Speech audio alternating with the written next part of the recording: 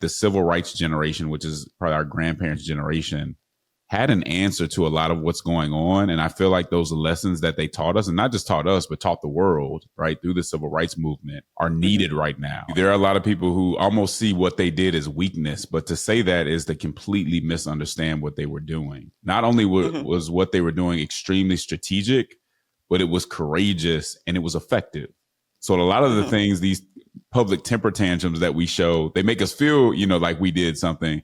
And I'm sorry, that's you haven't actually accomplished something just by saying that, especially if you don't have a larger strategy behind it. And you can say what you want about the tactics.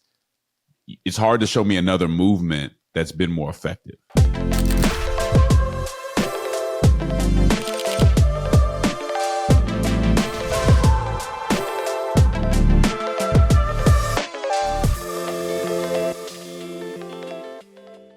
Well, thank you for watching another episode of the G3 Project podcast. As always, I'm your host, Lisa Fields, the founder of the G3 Project. And today I'm joined by a dear friend of mine, Mr. Justin Giboney. Welcome, Justin. Lisa V, what's up?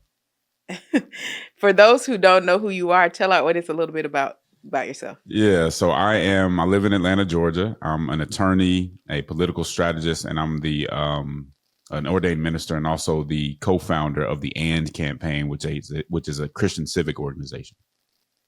Yeah, and you've been on the podcast several times. You've been to Courageous Conversations, so you're no stranger to the G3 Project audience. But you have wrote a new book, Don't Let Nobody Turn You Around, and I'm thankful to be able to endorse the book. Yeah. What made you want to write the book? I feel like it's perfect for this current political moment, but what made you want to write it? Well, maybe want to write this book is just seeing the polarization and kind of toxicity in our public square, in our politics, and in our culture, and feeling like the civil rights generation, which is probably our grandparents' generation, had an answer to a lot of what's going on. And I feel like those lessons that they taught us, and not just taught us, but taught the world, right, through the civil rights movement, are needed right now. And we need to kind of revive and revisit some of those to get through what I see as a culture war that's tearing this country apart and leaving a lot of people who need help and need policies we need policies to get them help. They're not getting it because we can't interact with each other in a constructive way. Yeah. And I think that's so crucial, especially when we think about, we were just at Morgan State last night, and one of the things that I think comes up with the next generation is feeling like the ways in which our ancestors handled things. We're not our ancestors' generation. It has a very negative view at those who came before us, right?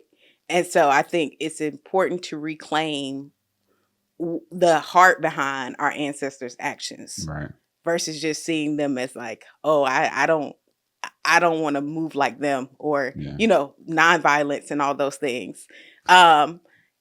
You're about to say something? Yeah, I agree with you. There are a lot of people who almost see what they did as weakness, but to say that is to completely misunderstand what they were doing. Not only was what they were doing extremely strategic, but it was courageous and it was effective. So a lot of the things, these public temper tantrums that we show, they make us feel, like we did something, but they're actually not effective. And you can say what you want about the tactics. It's hard to show me another movement that's been more effective. What strategies do you lay out in your book from the previous generations that you think our audience needs to consider and really learn from? Well, it starts with the kind of a spiritual outlook. The number one thing is, how do we perceive others, our political opponents, and how do we perceive ourselves? One of the things that the civil rights generation was able to do, and in the book I call it Willie Faye and Mahalia's generation. So I look at this, I come at the history in the book through the lives of my grandmother and her favorite gospel artist, which was Mahalia Jackson. So that's kind of how I go about this. But that particular generation was able to confront extreme injustice, real wickedness, right in front of them, right, right beside them. But at the same time, so be tenacious in that, but also have a sort of grace where you could tell they wanted redemption even for the people who were doing all these things to them. And that's one thing, especially after we see, the Charlie Kirk assassination, all that, that's one thing we just don't have anymore. And I think we think it makes us more authentic, think it makes us look more passionate, but I think it's actually corrupting to the spirit. I need to be able to fight against injustice and the people who are being unjust with all the strength that I have. And I need to take it seriously, and I should not be naive about how harmful wickedness can be. That doesn't mean that I have to reciprocate the hate. That doesn't mean that I'm going to hold everyone who disagrees with me on race in contempt and act like they're irredeemable. That's the difference. And when we don't start with that outlook, I think we miss the fact that you can be fighting against something evil and become evil. Not every resistance to evil is good. And I think we're missing that right now. Yeah, I love that. I think one of the things that I've been challenged on in my personal devotion is the reminder, as I think about this current moment, is that the thought came to me as I was reading through the Gospels that Jesus loved the Pharisees. And we That's don't think good. about that. Like, Jesus loves the Pharisees so much that he died for them. Yeah. At the same time, he corrected them. And so his love for them didn't go without correction, but his love for them still led him to lay down his life. And that's the tension that God is like pushing in me through my time with him. Like, what does it mean to challenge people that oppress us and use the Bible to harm people, which the Pharisees were doing? They were misusing the law to harm people on the margins, but also to love them enough to lay down my life for them. Man, which that's is huge. like a hard tension to live in. It's a hard tension to live in. And think about what else he did. So not only did he critique the Pharisees, he critiqued the Sadducees. He critiqued others. We have this thing where once I identify that white evangelicals have a big issue, they're the only ones that can be critiqued. And to critique yourself internally is wrong. But what he's doing is he's actually critiquing his own people. Someone, when I say something about, what our community can do better sometimes, just out of pure love and in the spirit of Nanny Helen Burroughs and the spirit, of all those folks who've done that forever. It's almost like, well, since we're being mistreated, you can't critique us. And it's like, well, don't you realize that Jesus' people were under an occupation? And so basically you're saying the only people he should have critiqued was the Roman government. No, he didn't do that. He critiqued his own people too, because they needed to have moral improvement. They needed to approach things better. And you don't see that from us today. Like I've said before that I think the secular activism is really discipling a lot of people in the church. And with secular activism in this culture war, you can't critique yourself. That's self-hate. That's all this other stuff. But if you look, our grandparents and just what the tradition in the church, we always critique each other out of love, because that's the only way that you can grow, if you critique yourself. And so that part of the culture, I think, is at odds with the legacy and really with the growth of the church. And we really need to bring that back. Like, every time I question if I'm doing it in love, that's actually a good thing. Not pretending that we're perfect or that it's only a, white evangelical problem and that's the only thing we need to focus on. Yeah, I think the criticism that comes from the challenge for people is like, we don't want to critique this is often the Black thing. Don't critique Black people in front of white people. Yep.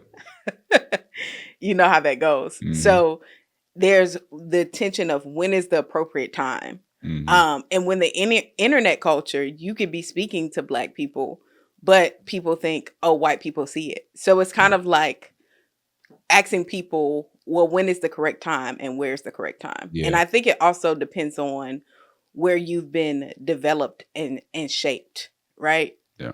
And two, there are people who've made an industry out of being the Black person that critiques other Black people for white people. But I also say that, like, I'm not going to stop the white gaze is not going to stop me from saying, hey, we can do this better. And if somebody else sees it, they just see it. But what ends up happening is there's never a right time. Right. And even in those closed door conversations, it begins to be something that's looked down upon because we're always kind of pointing at somebody else. And so I think we have to do both. And again, I say that from looking at how that generation handled it. You read some of Dr. King's sermons or see some of the things he said, even publicly. And sometimes they were challenging to his community. And if we lose that self-examination, I just think we're not being faithful. We can talk about the gays. We can talk about not making an industry out of doing that for other people. But I think that's gone so far into not doing it at all. And I think that's problematic. What other things can we learn from the generation before us for our current moment in the justice fight? Because for many people, they feel like there's nothing they can do. Like there's so much an onslaught of what's happening in our political sphere that they feel kind of paralyzed and hopeless. What are some things that one can do in this current moment that we learned from your book? Yeah, they were very resourceful.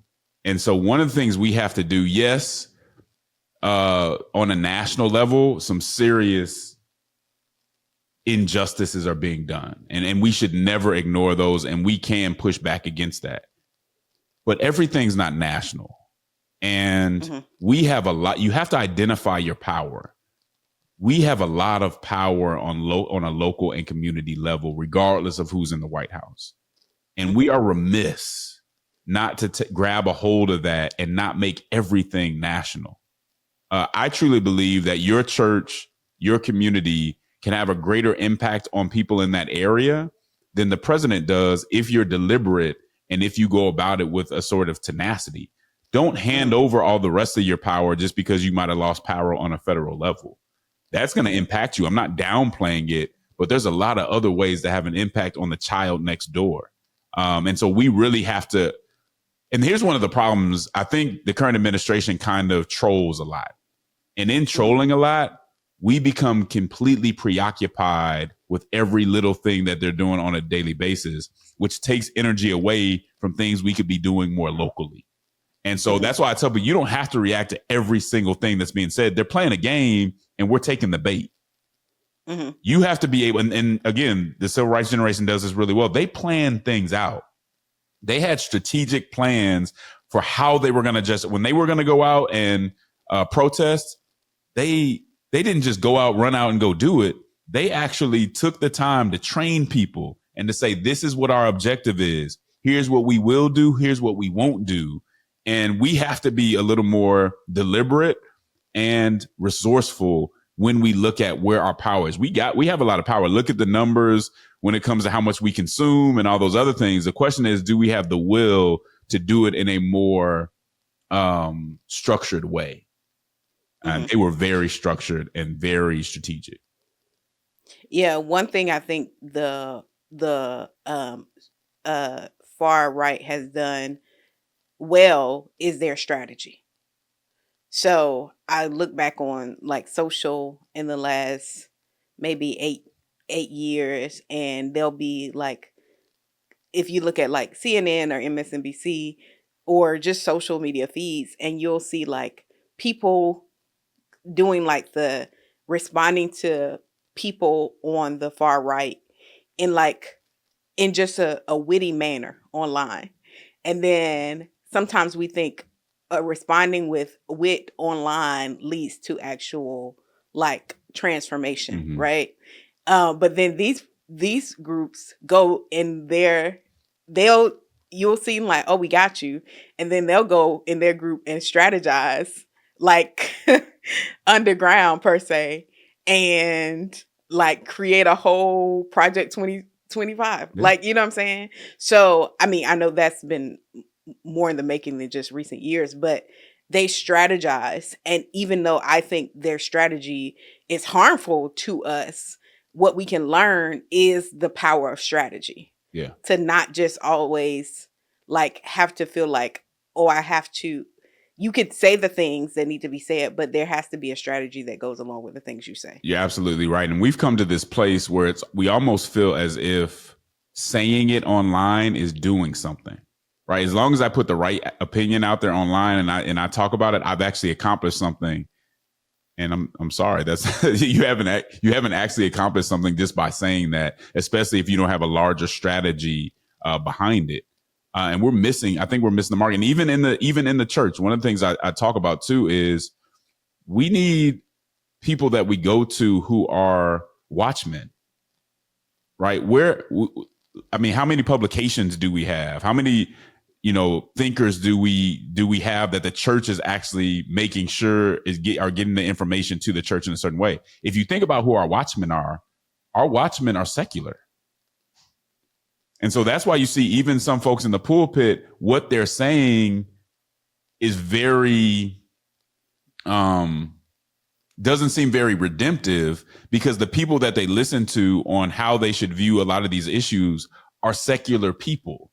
And Christians have to have watchmen and people who are giving them commentary who are Christian, because I love my people, but just being Black and seeing some issues the same way isn't the same as having somebody who has the same value system as you and understands the importance of being redemptive within a conversation. If everybody in our algorithm is secular, or if we have a lot of secular, what I've been calling conflict entrepreneurs in our algorithm, our mindset and our spirit is going to change, and we're not even going to know it. And that's one of the things that I'm worried about. I don't see the difference between a lot of Christians who are leaders and speaking on these issues and just secular activists and academics. They seem to be saying the exact same thing.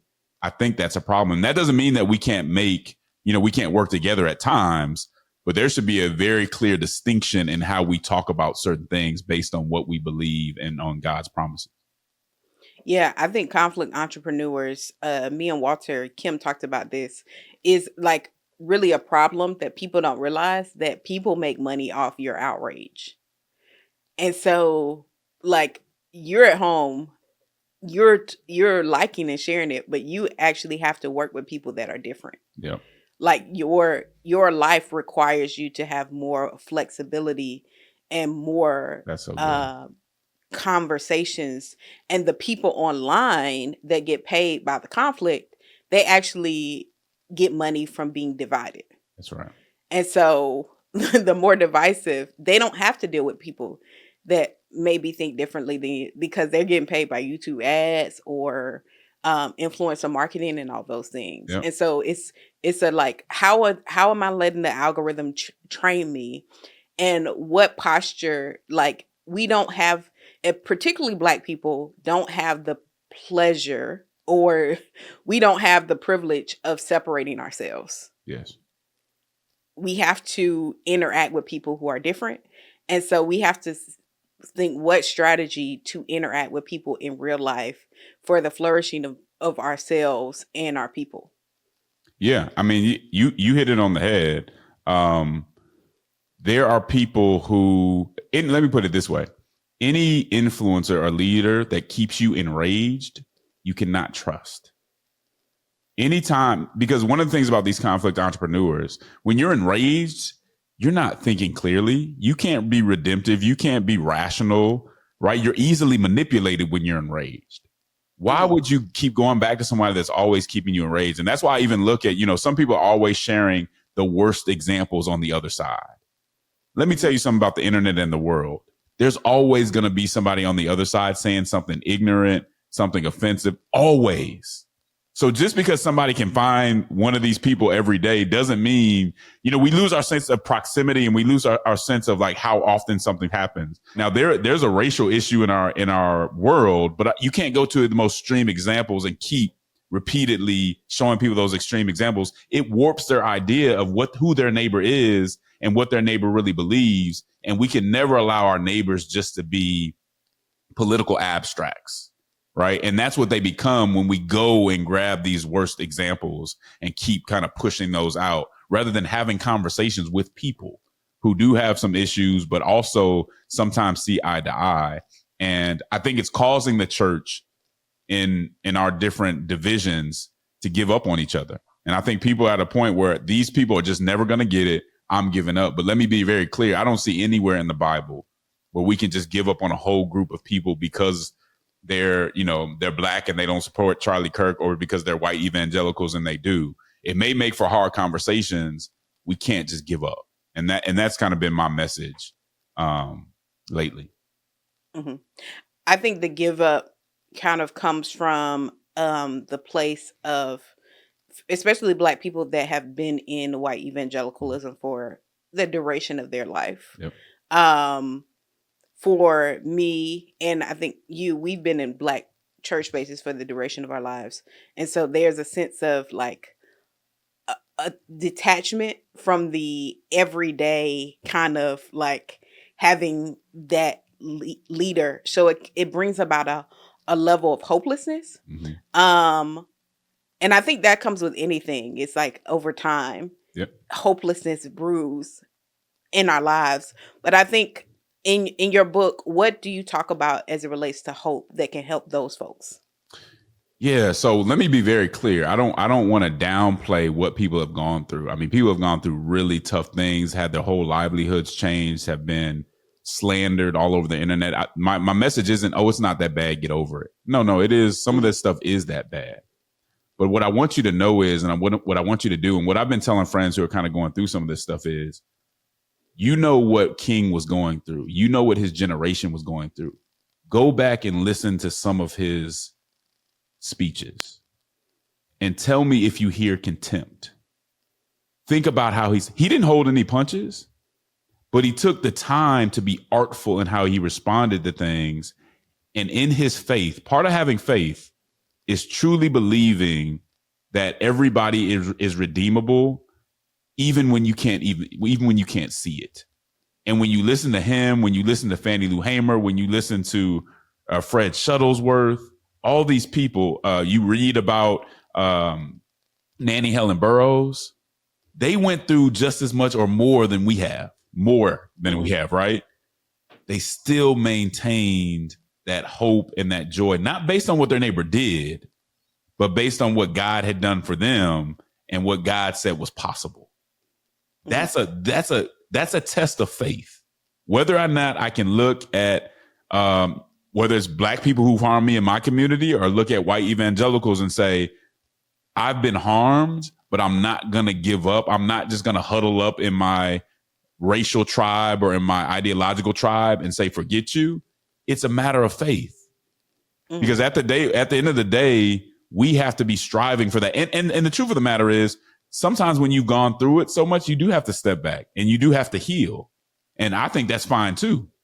But I don't see a justification for what I see as just a mass, I'm done. Sometimes I feel that way. I don't see a justification for it. And through the example of the civil rights generation, I see people who fought through the urge and the fleshly desire to do that. Doesn't mean it's easy, but we got to believe that it's worth the initiative. Yeah. And I think like you said, even thinking about what can you do locally. One thing I really admire about you and Summer and Summer is his wife for those who don't know.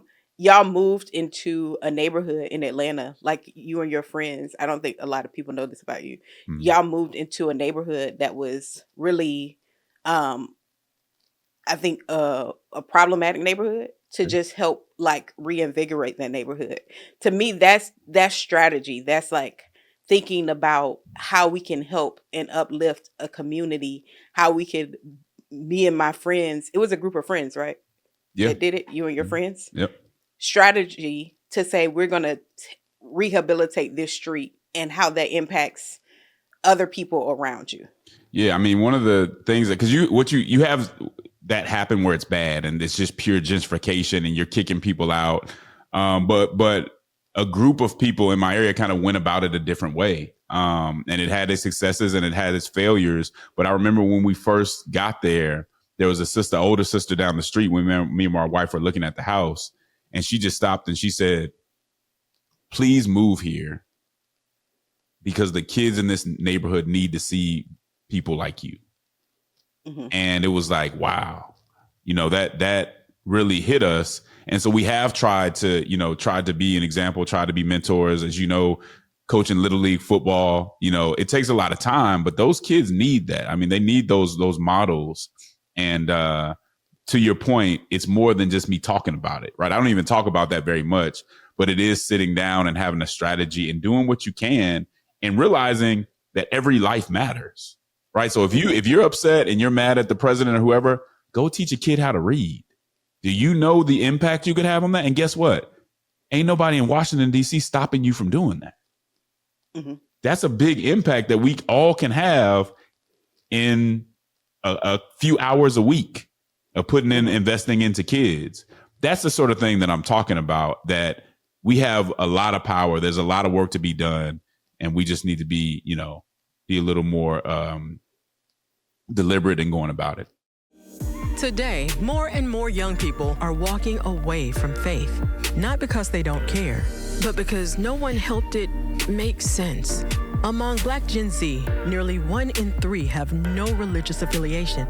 Belief in the Bible's accuracy has dropped from 64% to 42% in just over a decade. The questions are real. The silence is loud.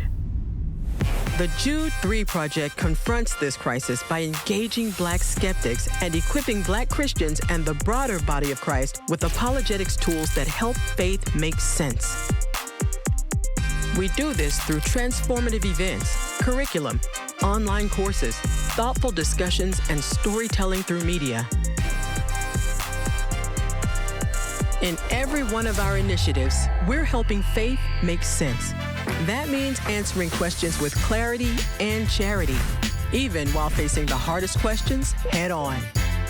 And the impact? It's growing. Our documentaries, Unspoken and Juneteenth, have been viewed over 1.3 million times and streamed for over 80 million minutes across platforms like Fox Soul, Tubi, PBS, and Amazon Prime Video. Over 4,300 people have been trained in person. Thousands are using our curriculum and completing online courses. And more than 170,000 people are actively engaged across our digital platforms. Faith is starting to make sense for a generation hungry for answers. Behind every number is a name, a student who finally understands the Bible. A young Black man who connects faith and identity. A woman finding the boldness to speak about her beliefs. One student told us, "Y'all came out here and actually taught us. I didn't know the answer. Now I do." Another said, "Jude 3 helped me understand the gospel and who I am." This is what it looks like when faith makes sense. But if we remain idle, the cost is losing a generation. At this pace, over 1 million young people are walking away from faith every year. But your partnership helps change that trajectory. Give today. Help us continue making faith make sense. Visit Jude3project.org to learn more. Yeah, there's a new movie that came out. I went to see it with Tiana Taylor, Leonardo DiCaprio, and Regina Hall. And in this movie, I didn't really think about it. I saw it, but I didn't really think about it until I saw a tweet, a thread by someone.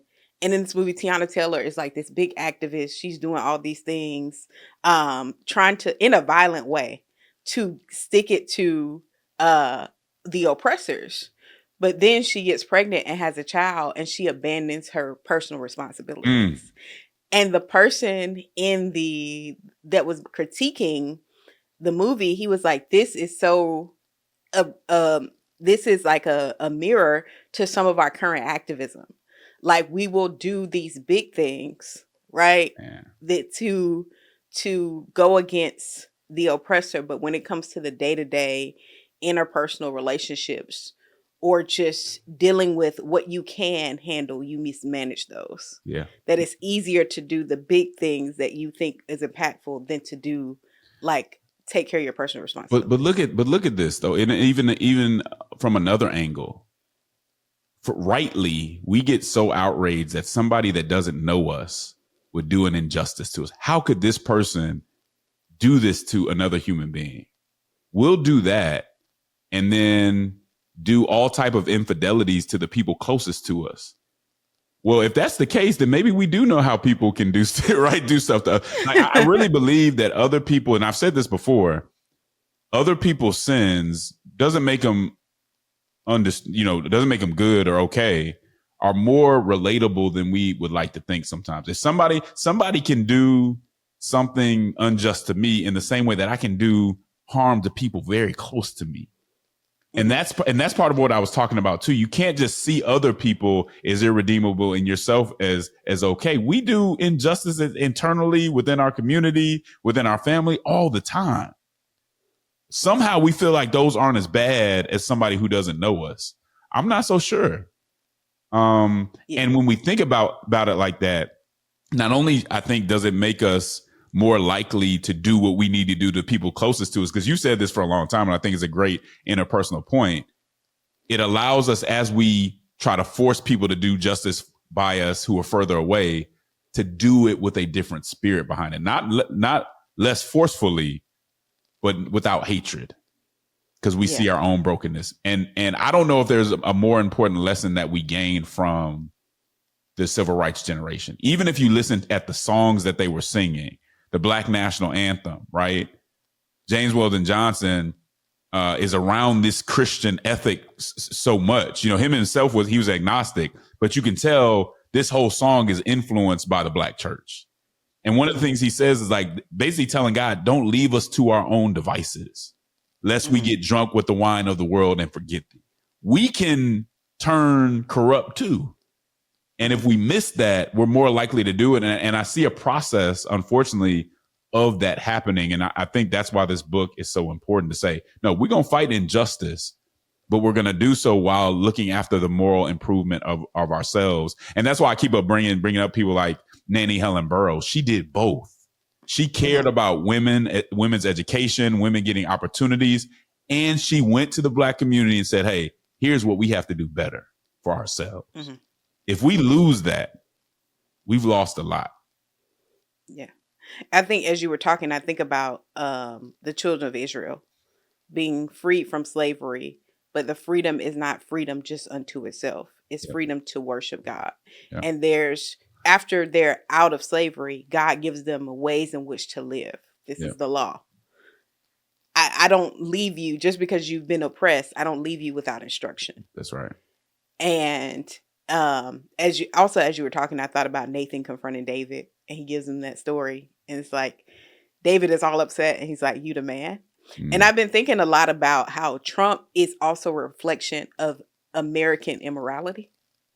Oh yeah, like he is the antithesis. He is almost a mirror of what we've become as a society. Yep. And it's almost as like God is forcing us to look in the mirror. That, yes, that is wicked, but it is also a reflection of our human hearts. And it's definitely exposing a lot. It's exposing a lot on the left and the right. And I think God is working in the midst of all this chaos. Yep. Right? Go ahead. Oh, yeah. And to your other point, when you were talking about Exodus, I want to hit on that because that's such a good point. And I actually use that exact example in the book. One thing we have to learn, and this is kind of one of my responses to liberation theology, which I think has some merits to it, but it's to be free without direction is to be lost, right? Like you're free, but you're lost. Or one other way to put it, I talk about in the book, sometimes we're freeing people into the lion's den. Freedom within itself, there's something from a biblical standpoint, freedom by itself is not the end goal. It's certainly not freedom just to do whatever you want to do. Freedom to worship God, right? We understand that from Exodus. We have to add something on to that because as soon as they get free, the book that's not even is half of Exodus even over yet? No, they got to get the law. They don't actually get into the promised land because they have to be corrected. I mean, we can't just end there. And that same lesson has to be with us as we engage culturally and politically. Mm-hmm. For those who are in places like Chicago and in California and LA, and the federal presence actually is having a direct impact on them with ICE raids and all of those things.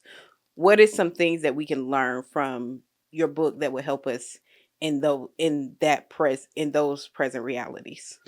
Yeah, I've seen a strain in some of these cities, especially Chicago, where people are saying, well, it's not our problem. They're not us. They're taking resources from us. It's not our problem. That is so far from biblical, right? You never just fight for yourself, especially as much as the Bible talks about the migrant. It talks about the stranger and the sojourner. Now, I'm somebody who believes there should be rules around how people come in and out, and you need to have order because that's what government's for. But you don't sit around and watch your neighbor be treated inhumanely. And so I do think churches have the moral authority to step in and push back against that in the right way. And I know, friends like, our friend, Dr. Charlie Dates and all them have been kind of stepping in and doing that. I don't see how the church sees that and doesn't push to do something about it. Here's the other thing though. If the pushback is not done in a way that's not only strategic, but ethical and prudent, then it actually can be counterproductive. And you end up making Trump look like he's actually the one creating order when he's doing this in the most disorderly way possible. So the church has to step up. I really want to push back against the idea like, oh, it's not our people. They're taking from us. That's not our way. That's not our legacy. And so we have to push back and do it in the right way. And I'm proud to, of those folks who are there doing just that. Yeah. And it should, I think, for African Americans also like be an alarm to think, especially with the legalization of a racial profiling in ICE raids, the thought about like also they're not only Hispanic migrants, but African Haitian migrants, Haitian, and those also things should be concerned for us. It's like they're coming for that group, but also they could be coming for us. And so it's like you don't see a group and be like, oh, it's an issue when it's happening to them. Like you said, it's an issue because they're made in the image of God. That's and right. God calls us to care for those. That's right. And even if it was, which it doesn't seem to be as much for whatever reason happening to white immigrants, we should feel the same way, right? Like we should say this is something that we have to engage. And that's where our moral authority comes from. That's where the difference between us and secular activists. We're not respecter of persons. It doesn't matter what your skin color was. It matters that you have human dignity, and I'm not going to let that be violated. And so that's an important part of it for sure. Yeah, there are several other issues that are coming up the pike because of the bill that's passed. Healthcare, government workers are feeling it right now tremendously because they're not getting paid. I understand what the Democrats are doing in order to keep, as a person who has used the what is it, affordable care system and marketplace. I'm definitely concerned about how that will impact people and their premiums doubling. What can the church do to help support families that when we see our COO, Don, is also on the board of a food bank, and he said they lost a lot of their resources with the new bill. So food banks are feeling it. All of those things, people in the next few years, I feel like the wealth gap is going to expand and people are going to be feeling it a lot more. And it's disproportionately going to impact us in ways that you talk about how the housing crisis impacted us. I can't remember if that was the crisis that you felt like was one of the greatest injustice. It's connected to the 2008 stock market crash. Yeah. All of that has disproportionately impacted Black and brown people financially. How do you think the church can respond in those ways? By communicating, because we're in a very consumeristic culture. And what happens when you are such consumers, and I'm not just talking about Black people, I'm talking about people Americans in general, is you become very individualistic. And it's getting to a point, I mean, you can talk about AI, you know what I'm saying? All these things where we're not going to be able to be so individualistic with our resources. We're going to have to, once again, the Black church is going to have to serve as somewhere where we are not only, giving our regular offering, but we're really giving resources and coming together to make sure people are taken care of. And there's some of that's going on now. I just think we have to redouble our efforts because it's hard to tell where the economy is going. There's so many different factors that could impact it right now. the church has to be ready to step in and give messages to say, hey, we've got to take care of each other. And we can't wait until everything falls apart. Right? We've got to start thinking and planning for what we're going to do now. And so, yeah, I think there's a message of not being so individualistic and consumer minded. And then there's also the practical steps to make sure that we can take care of people, even if we're not getting those government grants like we were before. Hmm. What other things about your book, Don't Let Nobody Turn You Around, before we close, that you would want our audience to know? One of the big things is there's been some revisionist history around the civil rights movement. The civil rights movement very clearly was a Christian movement, and it included other people, which was great, right? We worked with other people, and that's a big part of it too. But it was based on the authority of Scripture. Everything they said and believed was based on God's promises and really believing that. And unfortunately, some have co-opted the movement and made it this kind of progressive movement. But if you go back and read the what the denominations were saying, and you read their publications, when the white church and white America started to split in this conservative versus progressive conflict, which is the culture war, Black writers in the church were saying, you see what's happening here. Both of these sides are wrong. Not equally necessarily on different things, but both. There's their feeling was basically, if we go to the right, we lose our bodies because of the injustice. If we go to the left, we lose our souls because they're not believing in the authority of Scripture. Neither of those are options. And so what I want people to understand is this was a movement that rose above the conservative versus progressive binary and created something that was much better and different and more faithful. And so if we get to the point, sure, be in a party, if one side is completely wrong on something, I'm not saying play the fence and it doesn't matter. I'm just saying be critical enough and bold enough not just to follow behind one side or the other. And there's been so much talk about, well, just choose a side because it's so serious. No, choose the right position. And if that right position happens to put me on a side and be allied with one or the other at a time or two, that's fine. But I can't just choose a side that gets six out of 10 things right and then just go along with them on the 4 that they get wrong.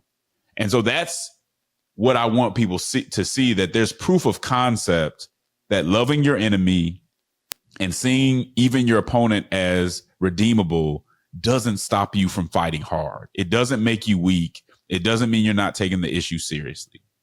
And fighting for social justice does not mean dropping Christian orthodoxy.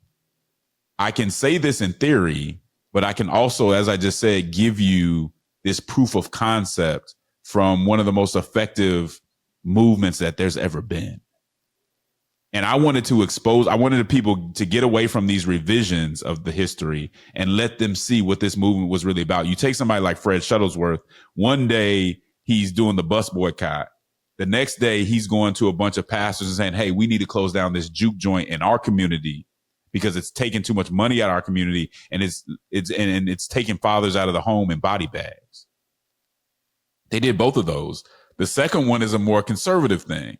And some people just wouldn't do it because maybe that might be something like evangelicals would do. I'm not going to do it if it's right, just because it's a conservative issue related to a group that I might not like.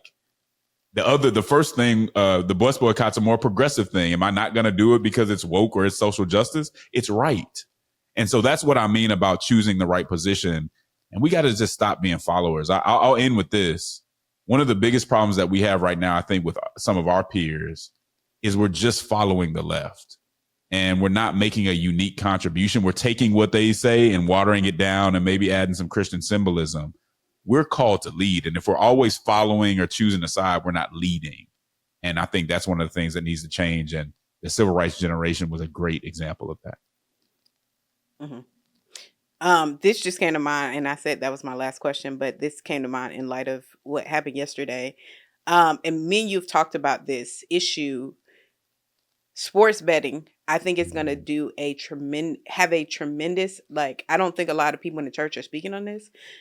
I think the number of men and maybe some women, I don't know as many women that sports bet, but like they're using black influencers and black celebrities to put this into our communities. And for people who are already financially struggling, it's going to disproportionately impact our communities in ways that I think is going to decimate our black men in ways that I'm very, very concerned about. Yeah. I haven't seen a lot of people sound the alarm on how harmful that's going to be for our communities who are already struggling. Yeah. And, you know, I've been talking about it. Gambling seems like a harmless vice. It seems like a victimless vice. But the truth is, I think it pulls people in, as we see. And this is hard for me because, you know, Chauncey Bill is one of the dudes I've looked up to all my life, and everybody's innocent until proven guilty. But just to hear him in connection with that, you know, he's from Denver. I'm from Denver. You know, that was tough. As we see, it can pull you into a lot of sin spirals. When gambling was legalized and became so easy that I can just touch my phone and make a bet, bankruptcies go up. Family bankruptcies go up, way up. Savings go down. Domestic violence goes up. So when a man is betting and loses a lot of money, when he goes home, that impacts how he treats his wife, how he treats his kids.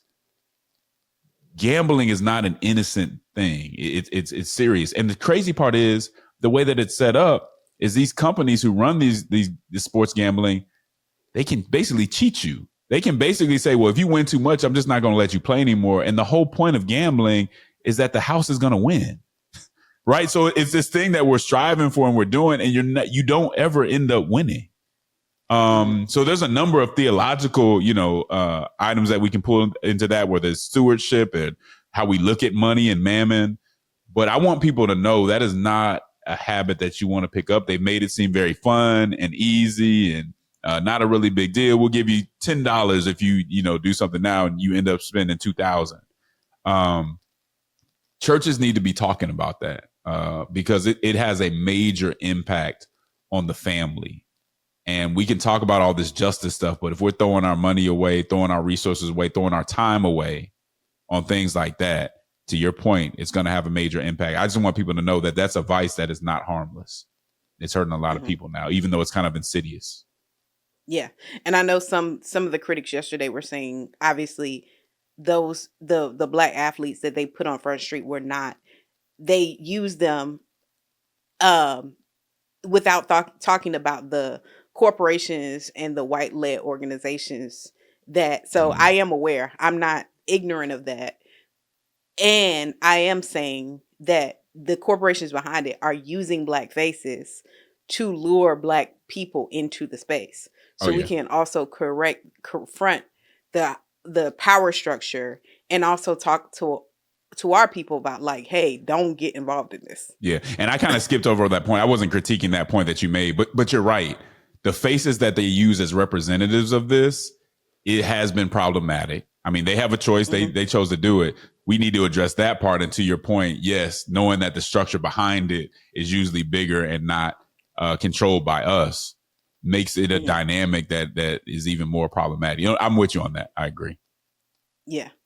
Well, thank you so much, Justin. This has been a rich conversation. Y'all get his book, Don't Let Nobody Turn You Around. It's available wherever books are sold. How can people get in contact with you, and how can they get in contact with some of the things? Tell them about some of the things that End Campaign is doing right now and how they can get plugged in.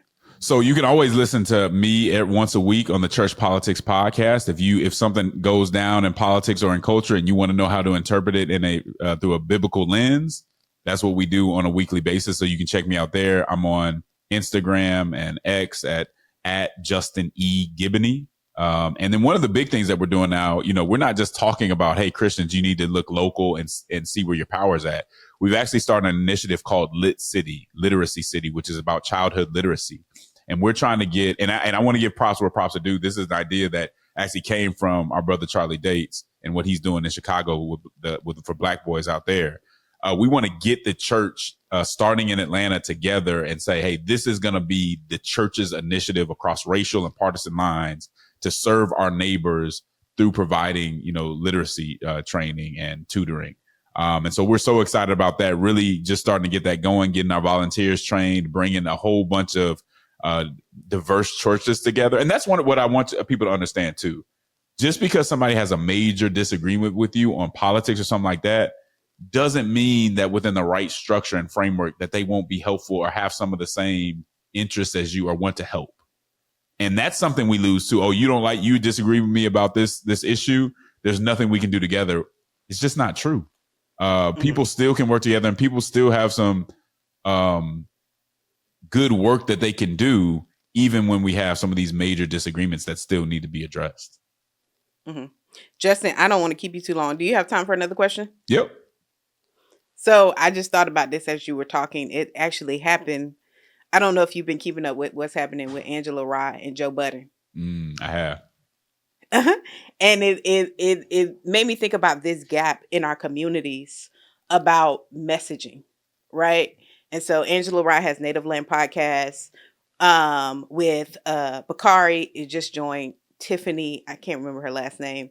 And Andrew Gillum from Florida's former gubernatorial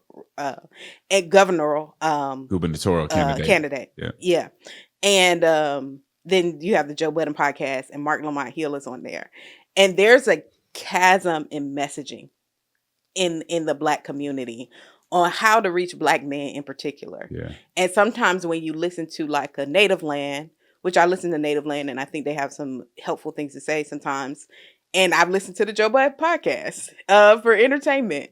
It's a very different audience. Yes. And I think sometimes when we hear messaging from like a Native Land, we forget that the people that listen to Joe Budden podcast in the Black community, there's a wide gap. And I think Bakari addressed this when he joined Native Land. Like Black men are feeling unheard by people that are seeming to advocate for them in a more democratic space. Right. I'm sure you're aware of this. Sometimes we think we're reaching people through certain influencers when the people like that listen to Joe Budden wouldn't listen to them. Yeah. So how do we become more diverse in understanding the different problems and the different things that appeal to different groups in our community? Yeah, I mean, Black people aren't a monolith. And so we'll always, especially now, I don't think we go back to all listening to the same group or anything. I don't think we have to do that. What we do have to do is be more conscious. And I'm glad Angela, I think she apologized for it, because I think what her and Mark did initially was very classist. Because somebody didn't use certain type of words or whatever, it came off as they were lesser. And I thought that was wrong. And that's one of the things I mean, like internally, we have to see stuff like that. But I also think there's another way to look at it too, where people feel like if I am more the Joe Budden podcast, I'm more authentic. I'm more this, I'm that, which is a sort of classism within itself. So I think we all have to I think we all have to give each other space to disagree, understand that not all Black people are going to be the same way or have the same ideas, but try to make sure that we're all striving for the better. And sometimes that means apologizing. Sometimes that means having conversations together and saying, hey, well, maybe Joe Budden and Angela Rye can come and have a conversation and disagree, but say at the end of the day, we want to be moving in the same direction as far as caring about our people, making sure they're well informed and all those things. But we got to avoid the classism. And that's something even for the civil rights movement, you saw some of the denominationalism and the classism between, people who were coming out of the holiness, side of it and the folks who are AME or Baptist. These were real issues that we had and people got hurt over them. But we have to at least be able to talk to folks, and we can't force, especially in this day and age, we're not going to force everybody to agree on everything. It's good to have some ideological diversity to make sure that it's keeping us honest. And I think sometimes we miss that. Yeah, I'm glad you brought up the classism, the bougie Black, which, I might identify more with, that wants to spend our summers in Martha's Vineyard and all the things. While we say we're championing it for every Black person, sometimes we can be very disconnected from what's happening in the day-to-day and that impacts our rhetoric. So I think that's Absolutely. one of the things I wanted to bring up. Well, And guess thank you, what? Justin. No, go ahead. Go ahead. No. No, and I was going to say, and we should understand why that hurts people and why it's a problem. Because when we get treated like that outside of our race, based on some of those same motivations or perspectives, we know it doesn't feel so good. So we need to be more aware of that. Yeah. Well, thank you, Justin, for joining us. It's been a rich conversation. Y'all get his book. Thank you for tuning in to another episode of the Jude 3 Project Podcast. Remember, we're helping you to know what you believe and why you believe it. Catch all our past episodes on jude3project.org. Remember, we cannot do what we do without generous support from people like you. So consider becoming a monthly partner, a one-time giver by going to our website and hitting that donate tab. Until next time, grace and peace, and God bless.